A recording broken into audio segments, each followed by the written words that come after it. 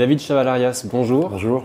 Vous êtes directeur de recherche CNRS au Centre d'analyse et de mathématiques sociales à l'EHESS et vous êtes l'auteur de Toxic Data, un ouvrage qui était paru chez Flammarion et depuis en poche chez Champs Actuels depuis 2023. On va parler d'intelligence artificielle aujourd'hui avec vous, avec une question simple pour commencer la discussion. L'intelligence artificielle influence-t-elle déjà notre démocratie et si oui, comment ? Alors, il faut voir que déjà l'intelligence artificielle, c'est un champ scientifique extrêmement large, qui existe depuis des décennies, mais qui est rentré vraiment, on va dire, dans la vie quotidienne des citoyens depuis 2-3 ans, quand sont arrivées les intelligences artificielles génératives. Avant ça, l'intelligence artificielle avait un rôle assez important dans plein de domaines, mais pas directement, on va dire, auprès des citoyens. Il y a eu des avancées scientifiques énormes donc, ces dernières années, qui sont des avancées remarquables. Mais effectivement, il y a des produits, notamment, on connaît tous ChatGPT de OpenAI, mais d'autres produits aussi, qui se sont déployés d'un coup, parce que d'un coup, en fait, l'intelligence artificielle avait la capacité de dialoguer avec les humains et donc d'installer un rapport, parfois même quasi affectif, avec les citoyens et d'apporter l'information sous forme d'interaction verbale. Et donc c'est cet type d'intelligence artificielle dont peut-être on va parler plus précisément, puisque c'est celle qui impacte le plus la vie des gens actuellement. Et effectivement, ce que l'on peut remarquer et aussi craindre, c'est qu'on introduit ici une nouvelle forme d'intermédiation, c'est-à-dire que c'est un nouvel artefact qui va s'introduire entre les hommes pour filtrer l'information, puisque par exemple vous lui posez une question et elle vous fait une synthèse de ce qu'ont dit vos amis ou de ce qui est dit sur le web, etc. Et en fait, donc, ce nouvel artefact qui s'interpose entre vous et le monde et vos concitoyens est au final assez peu contrôlé. Même les spécialistes en intelligence artificielle actuellement n'arrivent pas à expliquer tous les tenants et aboutissants des comportements d'un ChatGPT ou d'un Llama, etc. C'est quelque chose qui fait encore partie du domaine de la recherche et pourtant, c'est quelque chose qui fait déjà partie du domaine des produits vendus. Et c'est là où on peut commencer à s'inquiéter, à se poser des questions. C'est-à-dire que c'est en gros un des produits qui a atteint le nombre de 100 millions d'utilisateurs le plus rapidement. C'était genre 2 mois, enfin quelque chose d'assez impressionnant. Et donc sans aucune étude d'impact, de déontologie, d'impact sur l'information, etc. Et comme c'est quelque chose qui agit sur l'information, qui agit sur notre perception de l'environnement, on peut tout à fait craindre que ça va avoir un impact sur la manière dont on forme nos opinions, la manière dont on interagit avec d'autres personnes, dont on fait des liens sociaux, et donc in fine aussi sur les processus démocratiques. Et l'information qui nous est donnée, par exemple via le ChatGPT ou les autres outils, nous semble neutre ou en tout cas la plus objective possible. Est-ce que c'est vraiment le cas ? Est-ce que ce sont les algorithmes qui sont en tant que tels biaisés politiquement ou les personnes qui ont un objectif derrière ? Alors, ce qu'il faut bien comprendre, c'est que donc là, on se restreint à la branche intelligence artificielle qu'on appelle l'intelligence artificielle générative, qui peut générer du texte, qui peut générer des images, et qui est basée sur des nouvelles technologies de type transformer, pour dire quelques précisions, mais enfin bon, qu'importe.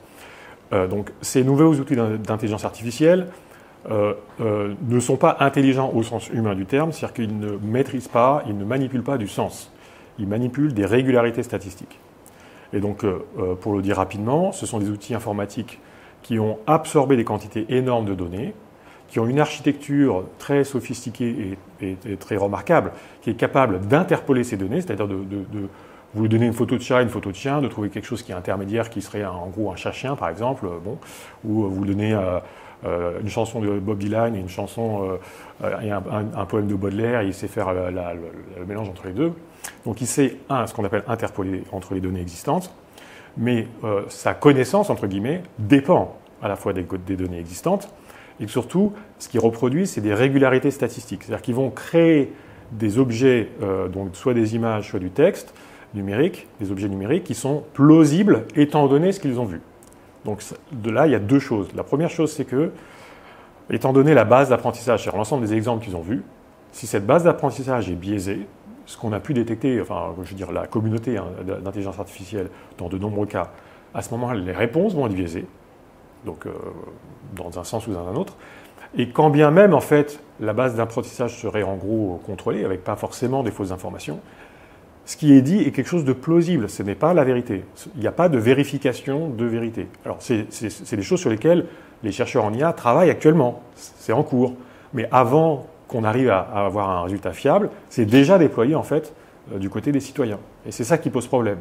Donc on a une intelligence artificielle qui n'est pas capable de certifier que quand elle vous dit qu'il y a déjà 4000 habitants sur Mars, que c'est vrai ou faux, mais qui déjà en fait sert de source d'information à un grand nombre de concitoyens. Et donc c'est ça qui pose problème en fait. C'est vraiment l'étape qui a été sautée entre un objet de recherche et un produit commercial. Vous avez travaillé sur la toxicité des coulisses, on va dire, des réseaux sociaux, en tout cas de la manière dont ils sont utilisés ou programmés. Est-ce qu'on peut imaginer un outil qui utiliserait l'intelligence artificielle pour garantir un débat public sain dans les réseaux sociaux ou des réseaux sociaux qui ne participeraient pas justement à détruire un peu la vie démocratique? Alors, bon, déjà dans la toxicité des réseaux sociaux, il y a aussi d'autres algorithmes qui souvent sont des algorithmes d'apprentissage, donc du domaine de l'IA. Et effectivement, on a pu montrer que certains de ces algorithmes généraient de la toxicité. Donc après, la question, c'est est-ce qu'on peut appeler à la rescousse, en gros, ces IA génératives qui sont capables de produire du texte, d'analyser du texte, de produire du texte en réponse, pour un peu atténuer l'effet de cette toxicité, ou d'annoter, par exemple. La réponse est oui, mais il faut faire attention. C'est-à-dire, les IA sont très fortes, par exemple, pour justement détecter qu'un contenu potentiellement est toxique ou contient des insultes, etc. Bon. Donc on pourrait annoter des contenus et faire quelque chose avec. La question, c'est tout simplement, est-ce que c'est bien de retirer des contenus toxiques à dessein? En fait, les contenus qui ne sont pas illégaux n'ont pas nécessairement besoin d'être retirés. Tant que ce n'est pas illégal, ça doit rester là. La question avec la toxicité des réseaux sociaux, c'est une autre question, c'est que les systèmes de recommandation des réseaux sociaux qui sont aussi basés sur de l'IA, eux, non seulement ils diffusent de la toxicité, mais si par exemple vous avez une société où, je sais pas, il y a une crise, c'est normal que les gens soient énervés, etc. Mais surtout, elle l'amplifie. Donc c'est la question de l'amplification de la toxicité qui pose problème dans les réseaux sociaux. C'est pas tellement le fait qu'il y en ait ou qu'il n'y en ait pas. Tant que les contenus sont légaux, ils sont légaux. Donc, mais c'est de ne pas donner plus de portée à des groupes toxiques, des individus toxiques, des contenus toxiques que ce qu'ils n'ont réellement dans la vraie vie. Et en fait, c'est le cas. Ils amplifient, on a montré de différentes manières. Mais maintenant, est-ce que l'IA pourrait même aider quand même dans ce domaine-là? On pourrait imaginer que oui, au sens où, par exemple, il y a énormément d'attaques sur, par exemple, le réchauffement climatique et les bases scientifiques du réchauffement climatique. Être climato-dénialiste, ce n'est pas un délit à l'heure actuelle. On peut discuter si ça doit l'être, mais pour l'instant, ce n'est pas un délit. Donc n'importe qui a le droit de dire bah non, le climat, ça n'existe pas, c'est juste la vapeur d'eau, ou le CO2, c'est bon pour les plantes, donc ça va nous sauver. Par contre, on peut tout à fait avoir des IA. Vous pouvez imaginer que, par exemple, vous écrivez, vous êtes un scientifique du climat qui a l'habitude de se faire attaquer par ce genre de personnes, qui ont souvent que ça à faire. Et vous pouvez imaginer que vous créez des IA qui viendront défendre le discours. C'est-à-dire que répondre à des commentaires, ça prend du temps, c'est épuisant. Mais avoir une IA qui, à chaque fois qu'on vous dit non, c'est la vapeur d'eau, sort l'article qui démontre qu'effectivement, ce n'est pas la vapeur d'eau, c'est bien le CO2. Enfin bon, voilà. Donc il y a tout un dispositif qu'on peut mettre éventuellement en place pour accompagner la vraie information, juste pour amener une information complémentaire au moment où elle est nécessaire, quand on essaye d'attaquer la vérité, en gros. Donc ça, c'est possible, et ce n'est pas retirer les contenus toxiques, c'est plutôt enrichir en contexte un contenu ou des débats qui ont lieu. Ce qui est important, c'est que ce soit de manière ouverte, c'est-à-dire qu'on sait que c'est un robot IA qui répond, mais quand le robot IA dit « regardez tel article » et que vous allez voir l'article et que c'est une vraie personne qui l'a écrite, il n'y a aucun problème, tout est transparent. Voilà. Donc dans ce cadre-là, ça peut être utilisé. Après, ce qu'il faut faire attention quand même, c'est la fuite en avant. C'est par exemple, sur X, il y a énormément de désinformation. Si on se dit on va essayer de corriger X en mettant plein d'IA dessus, non, c'est parce que ça ne marchera jamais au sens où l'infrastructure de X est conçue pour favoriser la désinformation. Donc là, il y a la question aussi de comment on change de support. Comment on va sur des réseaux où on n'est pas obligé de mettre une IA. Ou comment on va dans des réseaux où on peut ajouter des fonctionnalités qui permettent d'éliminer les IA. Parce que on peut, d'éliminer, je veux dire, de masquer les IA quand on ne veut pas les voir. Donc oui, l'IA peut aider à lutter contre la désinformation ou apporter du contexte. Elle peut aider à noter les contenus toxiques et par exemple mettre des avertissements. Par exemple, vous pouvez avoir, et d'ailleurs c'est déjà utilisé, par exemple les contenus pornographiques sont annotés par des IA et ça permet de mettre un masque en disant attention, si vous cliquez là, vous allez voir de la pornographie.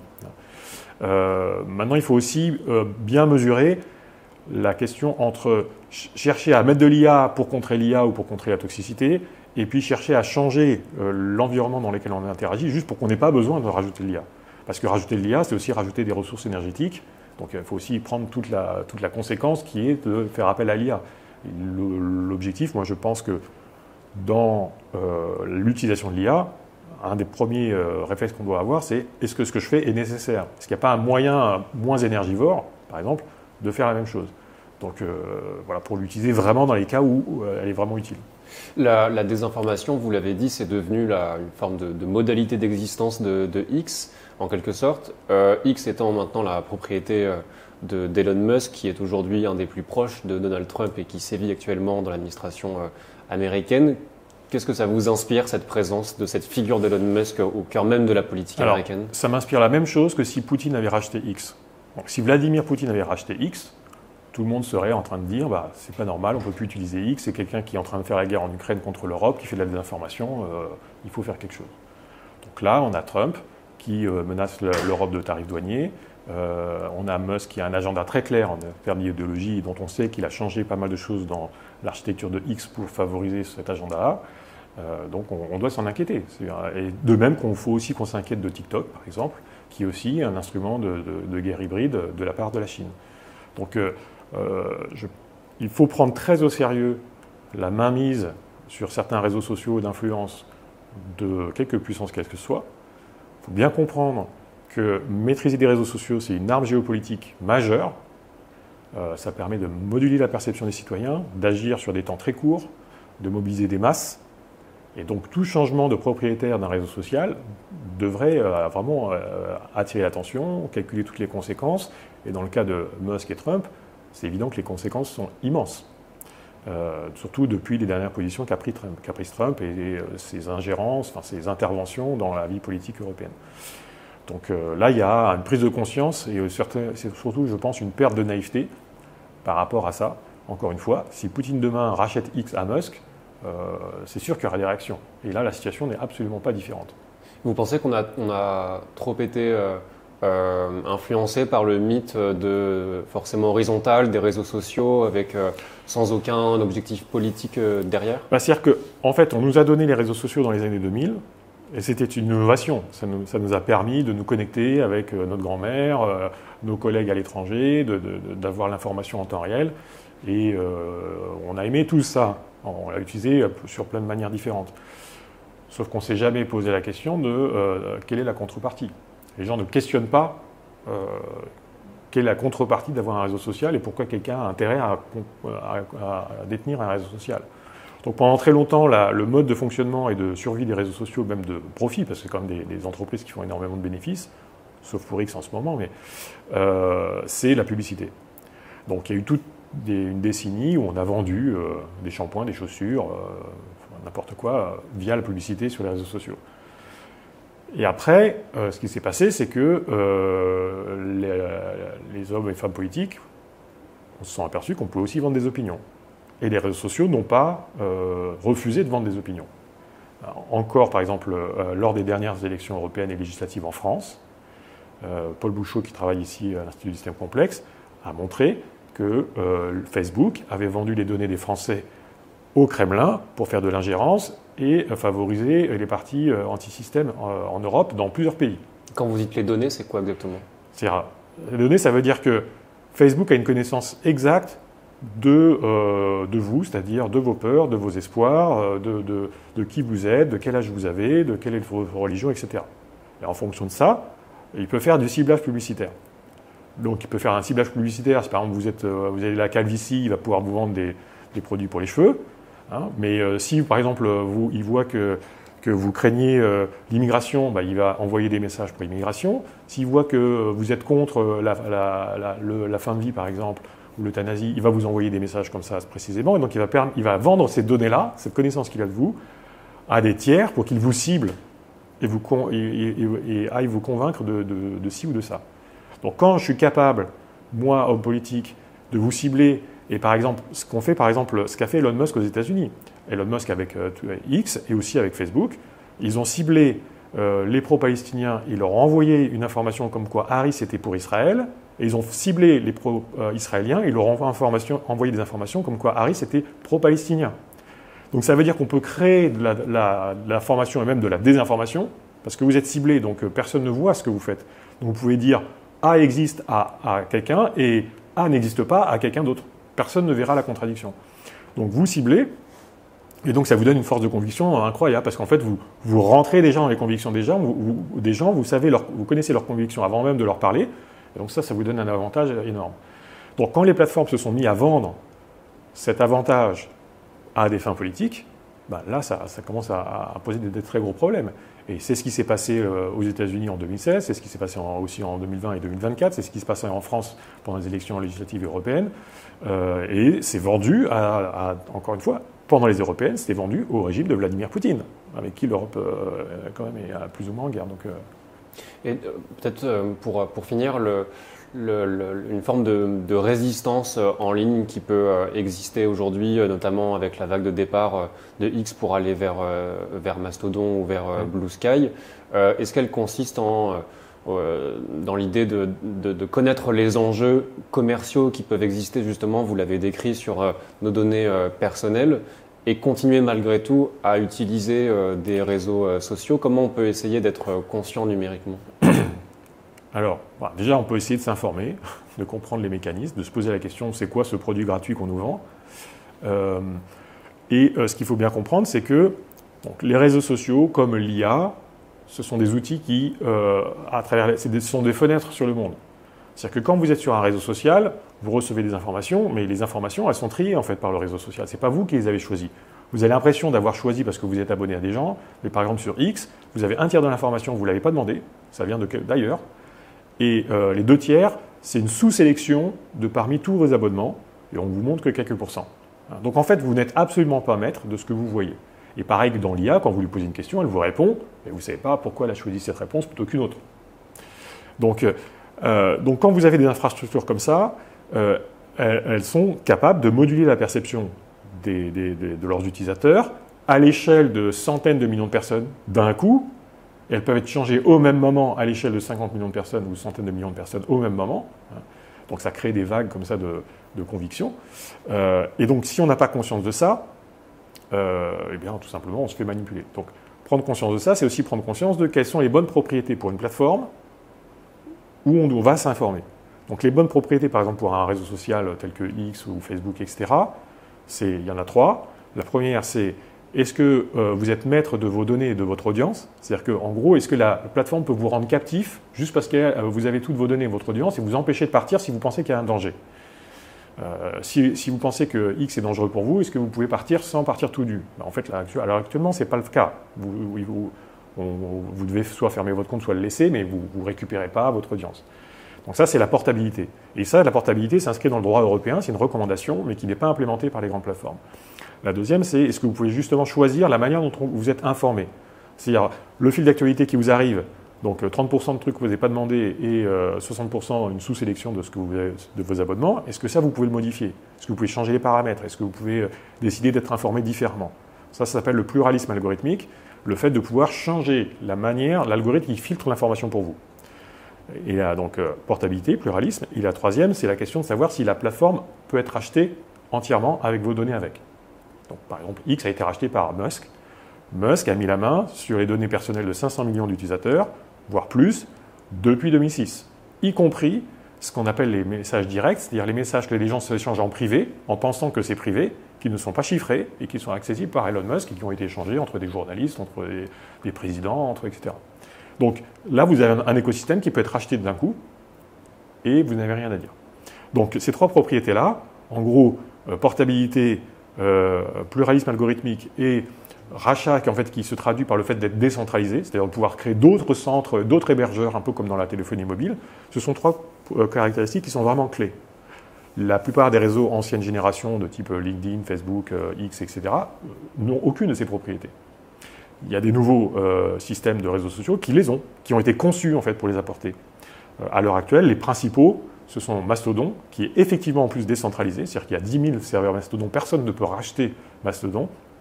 Et Mastodon propose exactement les mêmes fonctionnalités que Twitter. Vous partagez des images, des vidéos, vous vous abonnez, etc. C'est pareil. Et l'autre, c'est Blue Sky, qui est aussi basé sur donc ce qu'on appelle un protocole qui permet ces 3 propriétés, mais qui n'a pas encore fait sa décentralisation, c'est-à-dire qu'il y a un gros serveur où il y a toutes les données. Mais en tout cas, ce qu'il y a, c'est bien comprendre, c'est qu'il y a une nouvelle génération de réseaux sociaux qui ont émergé, qui ont été conçus dans l'optique de défendre plus de liberté des utilisateurs, leur vie privée, la capacité en fait d'avoir une information plus saine, mais qu'on n'a pas encore fait la transition.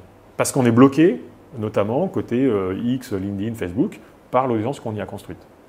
La liberté des utilisateurs, et en même temps, ce qui est contre-intuitif, c'est que Elon Musk ou d'autres défendent justement la liberté d'expression pour le coup. Non, mais quand Elon Musk parle de liberté d'expression, faut dire les mots, c'est une hypocrisie. Hein. Quand Elon Musk rachète Twitter, une des premières choses qu'il fait, c'est de fermer des comptes de journalistes. Parce qu'il n'est pas content et il n'aime pas ce qu'ils disent. Hein. Donc juste rien que ça, on pourrait faire la liste très longue, mais rien que ça, le fait de fermer des comptes qui s'opposent à vos vues, ce n'est pas la liberté d'expression. Quand les gens décident de migrer vers Mastodon, ils ferment le compte de Mastodon pour que ces utilisateurs ne soient pas informés. Ce n'est pas la liberté d'expression, je suis désolé. Merci beaucoup. Voilà.